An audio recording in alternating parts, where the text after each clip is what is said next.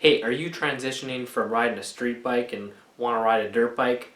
There's some pretty big differences to riding off-road, and that's why it's important to start on the right dirt bike.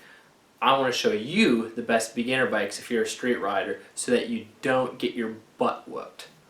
So the first bike is if you're a short rider. Like me, the Kawasaki KLX 140L is one of my favorite beginner bikes just because it's got electric start, it's super easy to ride, it's a good height, it's got really good ergonomics, it's super easy to handle.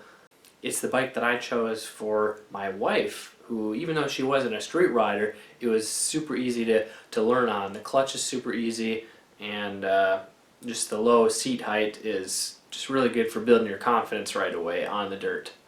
And then bike number two, if you're medium height, so 5'6", 5'8", the CRF 230F from Honda, or even the new Kawasaki KLX 230R, those are good full-size bikes. They got the full-size wheels, but they're still lower seat height, about 35 inches. They both have electric start and again are super easy to ride, but they're obviously a little taller than the KLX 140 as well as heavier. The weight doesn't make that much of a difference when you're riding it, only when you're picking it up off the ground. So if you want a more budget option, the CRF 230F is really good, but if you want to go with a newer bike, the KLX 230R or even Honda's new CRF 250F, those are fuel injected, but obviously you got to buy a new one or a year old.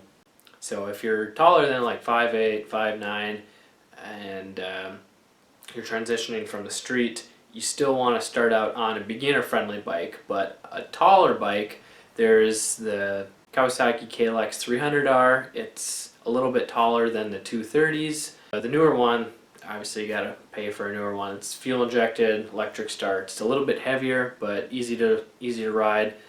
And then if you want to go with the Yamaha, the WR250R is a really good beginner bike, especially if you're transitioning from the street, because it's more of a dual sport bike. It's not full-on off-road. It's a little bit heavier, but if you're already used to a heavier bike, then it'd be really good to build up your basic riding skills for off-road. And then there's the Suzuki option, which I really like, the DRZ 250. It's a little less common. You don't see as many of them around just because there weren't as many of them sold.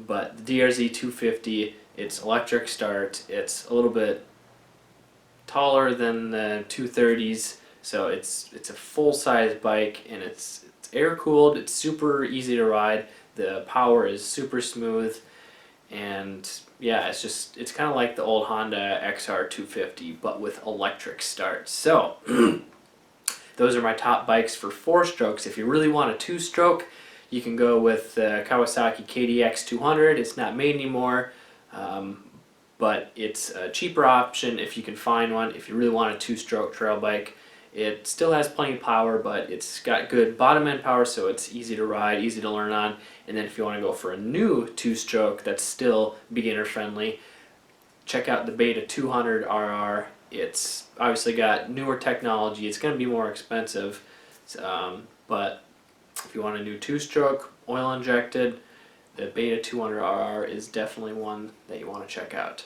So, which one are you going to choose? Let me know in the comments below.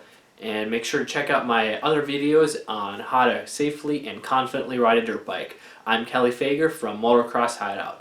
Learn more, ride more.